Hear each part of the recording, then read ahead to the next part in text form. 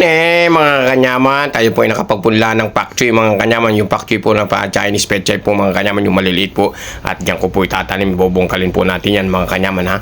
Ayun at binubungkal ko na po mga kanyaman. Sabi nila 21 days lang po daw at pwede na natin anihin yan mga kanyaman. At try natin kung totoo po yung sinasabi nila mga kanyaman ha. And mega shoutout mo po pala sa mga bagong followers ko dyan. I love you Mama Chup Chup. Ayan po at inaayos na po natin ha.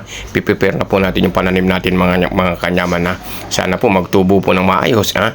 At lagi pong pumapasok sa isipan ko, kapag may tinanim, may aanihin, sabi nga nila. And sa mga baka hindi pa po nakapalo dyan na laging nanonood sa video ko, pakipalo na lang po ako and like and share na rin po mga kanyaman ha.